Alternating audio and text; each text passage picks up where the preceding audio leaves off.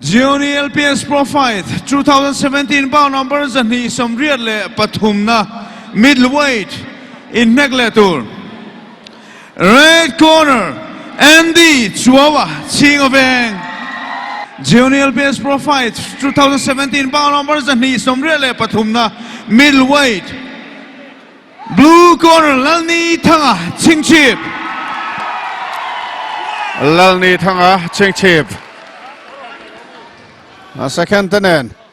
Hey, Nitea. Aron Zar Parpena Samaki. Lalni Thanga Chingchip. Ani he kumsum tumpani. Nitoma se. Alafit Chale Maya. Oh. Hey. Second pone Mel Tavio mai. Oh. Avanuam Mia em. Lalni Thanga he. LPS Pro Fight middleweight final atheng hi Chingchip Sainik School Parents Association chuan an chuang em an lompui azi antena cheng sanga an hlan ani Lieutenant Colonel Clement President Chingchip Sainik School Parents Association chuan aziakin aronda thapani an chunga kan lom hle mai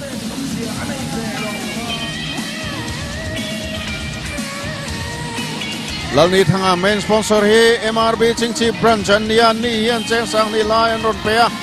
Zedilian ziga ta chung Chingchip mol poemi ten final thena wangin zanga an pea ding thana le ole double S industry tale of the day middleweight de kum som ni pakat le thum ni an nia anin thau deuh lek fit ngalen chi som le fit ngalen chi riat ke ji som ruk pariat point pali le ke som sari pali an bridge fit ngaling chi school fit ngaling chi som Andy Jowa Chingobeng le Lalni Thanga set chip oh Lalni Thanga Chingchip ten sorry milonga damula kan tong sual nok mai set chip district tholom oh olle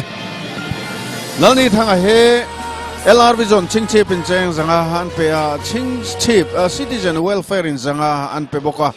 ten apuwan lal ku Chingchip mol pui amin poisa thanem takapea RD Chingchip mol pui amin poisa pe boka ten puming thana le tlangwal ring aten cheng zali an pe boka ten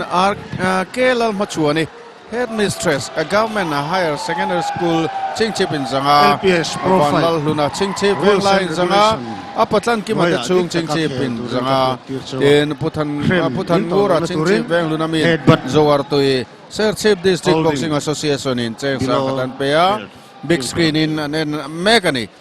Chen Betty Department Chingchip in Zanga Tin Puram din Chingchip Veng Line Zanga Au Moi Tay the Chingchip Veng Line Ting Puin Man and Pai Boka Nakina kan siat sunzom lenga Ti chuan Andy po hianin Andy chuo po hian lom tu senator nei nuala nakina kanon talang donani ele fight kan en potang Munam viau tu rak kai chuan kalau ngai le boka ani hi inches nia in san le ania tengin an wei thi keze rokina in pha a in ri le ya lalni thanga hi Andy Chuawa Chingobeng red corner Lalni Thanga Chingchip blue corner round 1 Anni pania chak zok he a champion he DT Extreme Fitness Gym ten an fitness gym a kulikona sathum chung afrin training an pedona ni blue na khel dan ngain anno thaile bian biana naite te lo next year nia blue ki chitu line indi south po nia nek de pop chi ania an vain ko boy ang ren ve nia ko boy de naka yo anin kai anin hip de hal chat zel mai ka ti ki chat nei tun trum chu amami ne hai nang mia lo mai hello lalni thanga hi nai do an van nek chi kha ni mo nai do wa ba pan chil chi kha ni a Andian lo chu lol me tu na ni a pon an nek chu ve tho tu ra kha Andia ki back pa le side pa lo nek chi ania sau po ni ani hi national uta po medal lo la to points lo la to le senior po quarter final hi lo teng thei te nia le thang ra ve te ka Andia corner ra tal boy trap ma se chuak nga la ni na ba je fu zo wa Andia ava huk le anh đi kia lâu càng ta tu mà anh hụt đầu liếc này mà cả lâu sậy nga là niên và cổ động rất cả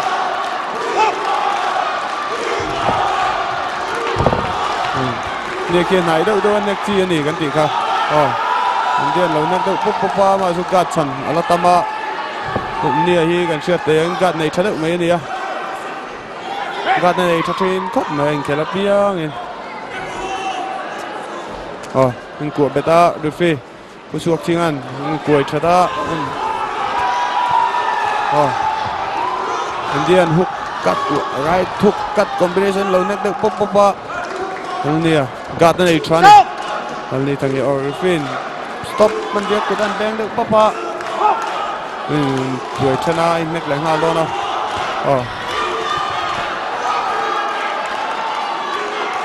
của bét lại nga là anh hiền anh soi ang khan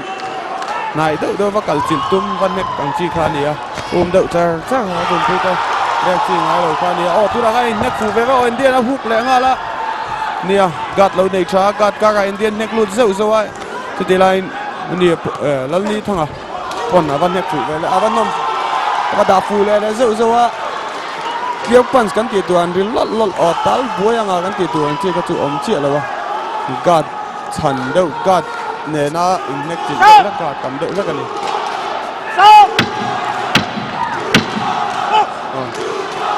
free ball changa stop left box free ball ring thap pap mai aba mu na me nek ole lalni thanga pilal nun limi chingchip ball pui ami chuan sang khata pe a Silian moyan zanga pe boka ami chipi chingchip ball pui sang khat an pe a ni te hian chingchip boxing club tan cheng lalni thanga hian in cheng sang khat boxing club tan a pe ni UFC Thanzon chingchip ball pui ami in cheng zanga laro sang chingchip veng lunamin poisa thanem taka pe a chal than moyan zawar tu pe misleri bisuan cheng zanga pe then PHC and staff chingchipin sangkhat nui ti stall thing sulami tan kalvela piang in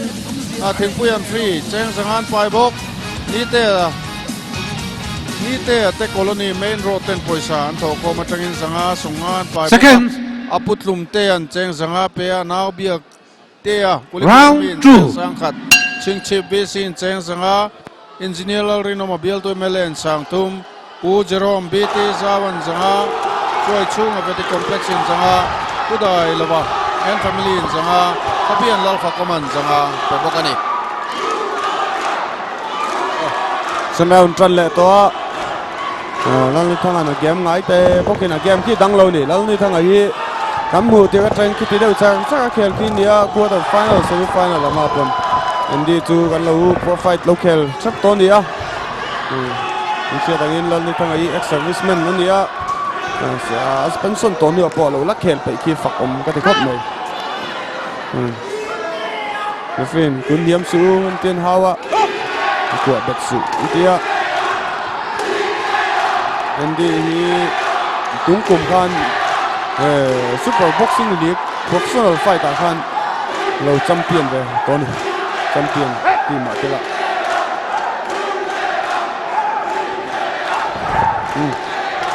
dan nangai nga ka ni te antia monile ni te anti but ni chin po han panara khan mo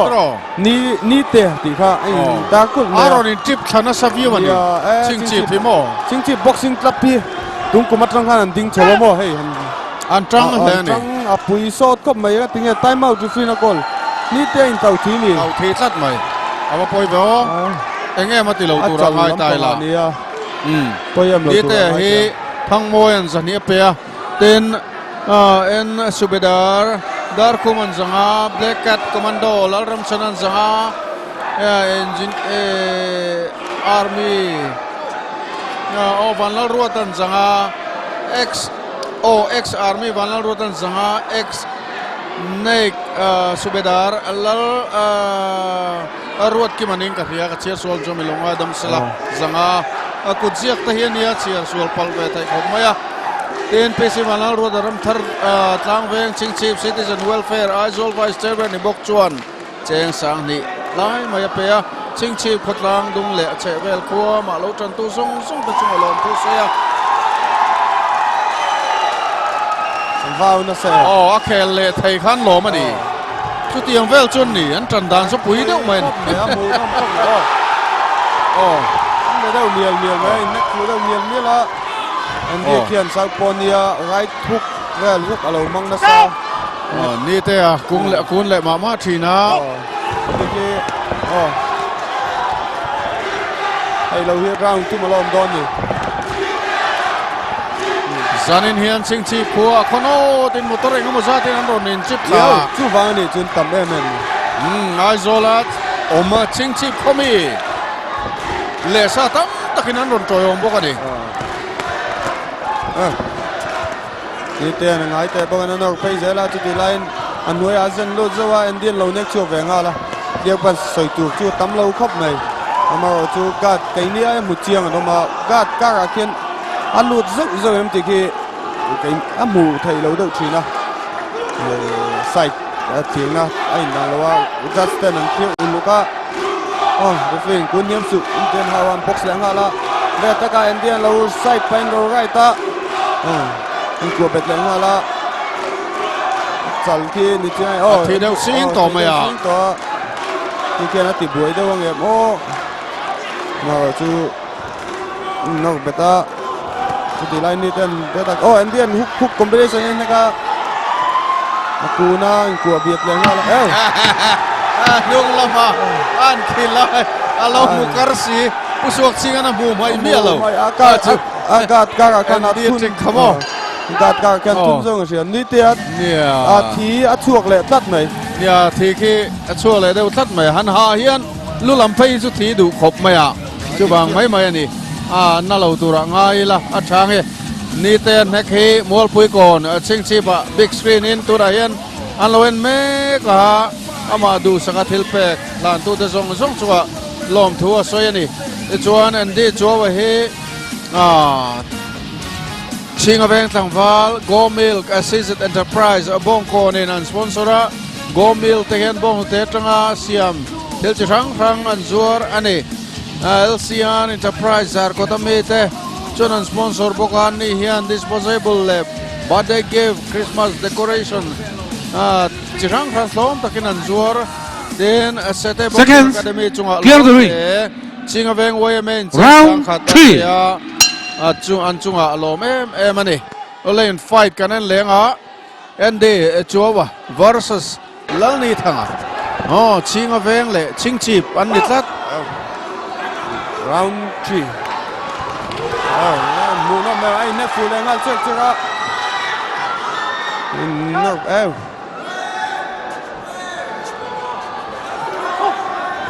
wala nuôi azen zawa Indian nang ni thanga pon lo nak ve chuak lenga wa ma ro chu ke akutai na ke kal sak zoka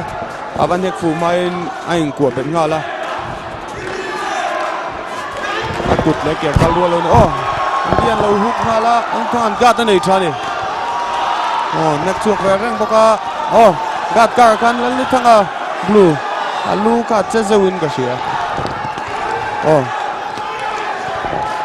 mà mũ nó mềm nét miệng nè thì áo chồng bó trà này cái bệt lạnh hoa là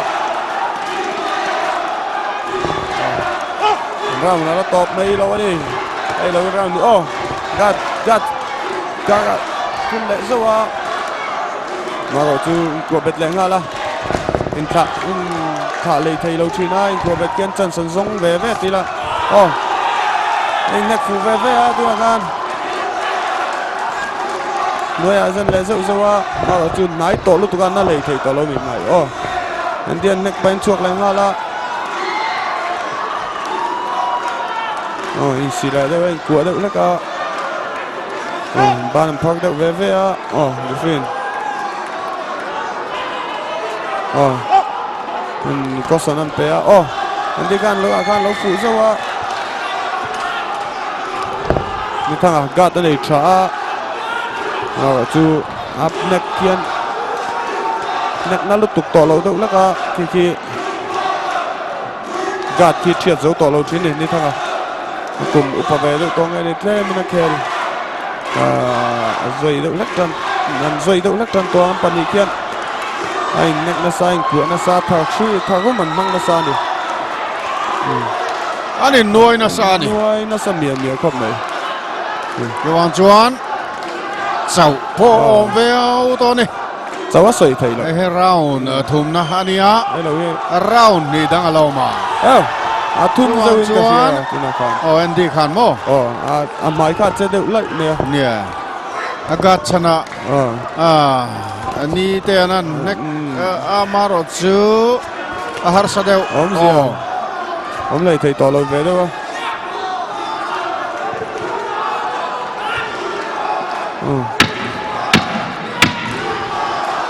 người lại đứt ta chúng ta đang tập đó na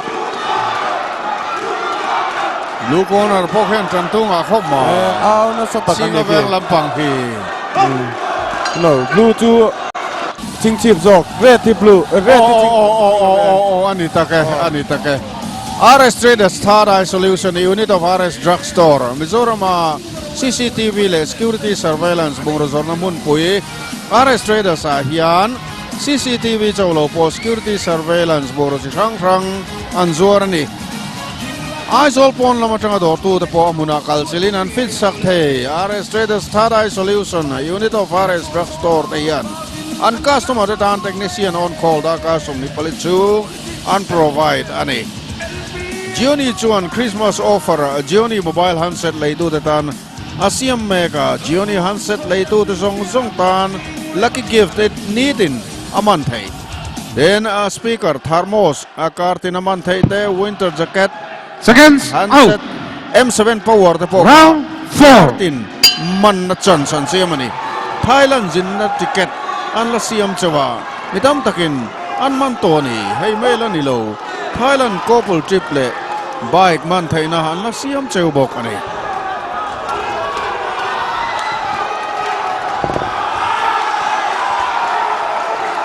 round 4 anh ạ làm bù tôm sầu dê lại này tết cái miếng lon này thằng khác tu là khác khỏi chết đấy tính cái gì Andy Luka Andy là về tết về Amarotu anh của bên ngala anh cái làm bằng ngắt sắc lúc tục to lâu đâu nghe nè anh tao xuống đâu về Andy tao đâu nghe nè Kel nè này tết về Amarotu Andy gạt lối cả anh của nó sắp tắc hốp này hay tuần ra là phải cho mình đi thật con lên này nè đông dâu anh đi bóc là đông dâu cái gì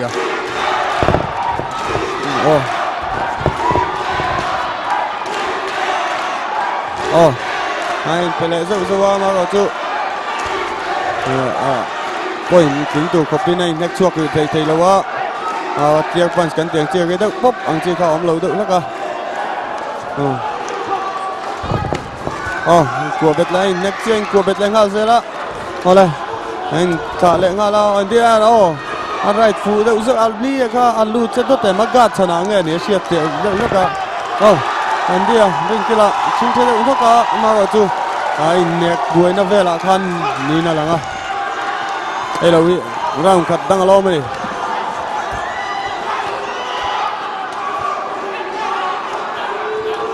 chào được nghe đi oleh one two kan kan lu tu em gam sir ta zawa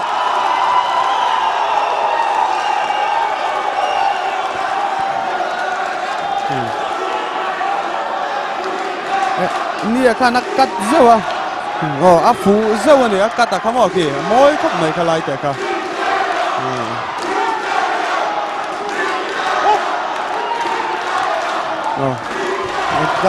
gam xuyên ta dâu chỉ bay té bele ta biên máy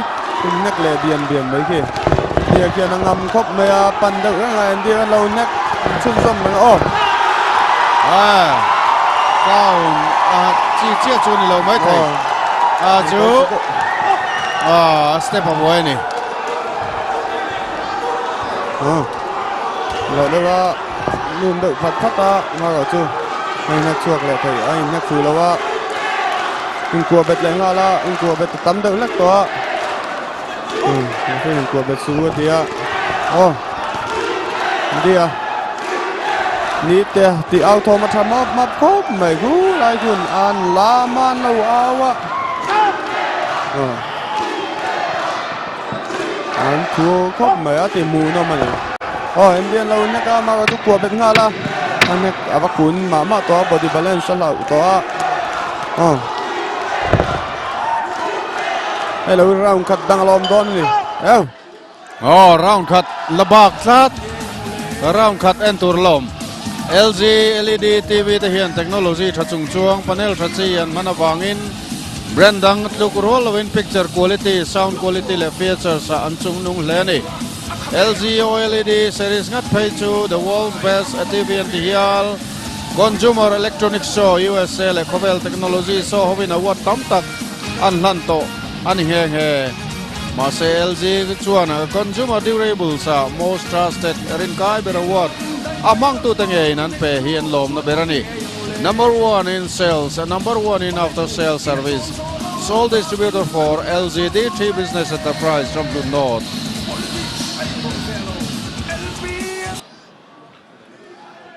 Seconds out. Last round. Kan ringal dress ka mai cha tho thom no chitin reng ti sa jersey te le dang te po thui thai reng vi ru ta chan mari wai sinaron ti sa ni ron chai moi thin khop mai make up kha pictures azar ko ten ni last round ni hey tu zo kan le zo te a dong zo in ka sia tu na kan lal ni thang kan em dia left straight ka anh dong em dia po kan hook a dong zo ni sai neutral ngal zela ko bet le ngala last round ni hey last round ni tat achak zok hi D3 Extreme Fitness Gym sa thum chu ma free training an du chon an la thai don ani an nei hen man ron nei chikim an nei thakop mai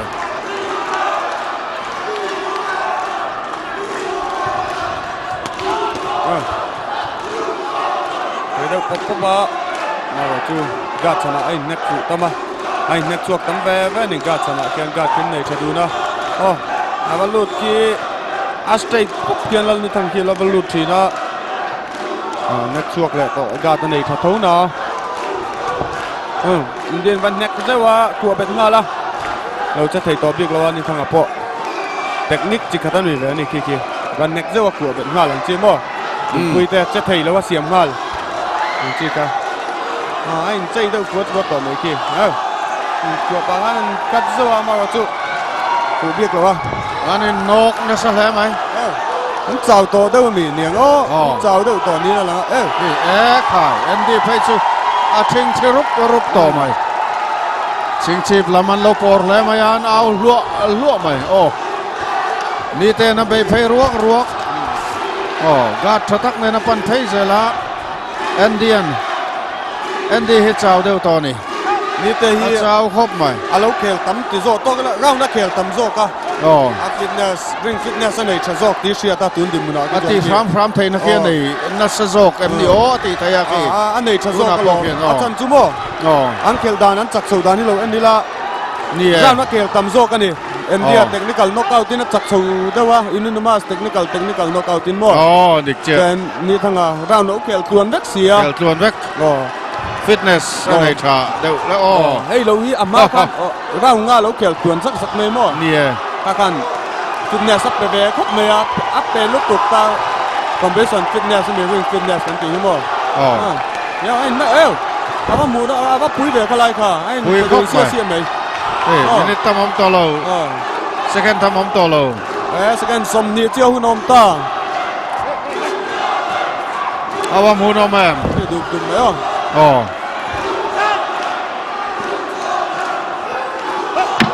mày second som chưa hun om ta hun na top don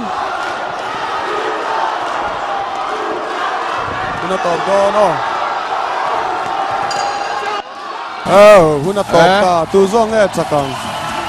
na soi ta kang khana chak zok hi D3 Extreme Fitness Gym ma athonin thathom chung training an la thai don ani RC Sat House of Quality formal sule blazer oma kamis casual formal oma casual ke kor casual formal an nei boka khasik thom no thleng thar azela mi pat nau pang thom no atanga mi pa puitling thom no thangin tloma tanga to ober thagit RC South House hian omani Christmas bazaar na ni lo mang be don nia pro hub jar ko ta hian light sound leitur chi rang oma musical instrument de po anzur ani anni hian musical ngani light and sound hi rental athlona ho tur po in an nei ani ten hall khok te biakin chung khok rum te atiang kha an siam thathiam em boka an roi tlak em ani ti kha an han puang ani sela atha ange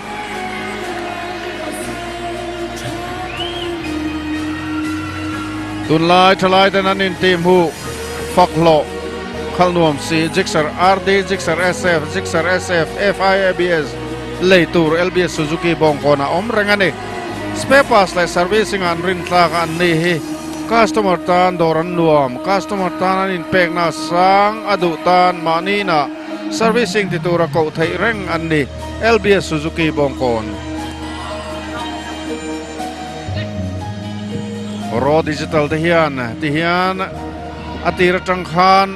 menla thuchil dangar ngara hanni hian thlala kan thiam em video le still camera khatiang mamo Junior LPS Pro Fight 2017 bout numbers ni somriat le pathumna middleweight in neck kan zota ga just 10 point and pek dan hetiang hini just number 1 47-48 just number 2 48-47 just number 3 47-48 nin split decision at Zog to blue corner Lali Tha Chingchip ane ale ni te hian DT Extreme Fitness Gym Kulikona Dr. Mala Jima Khathum chung training ala thaidon ani afrin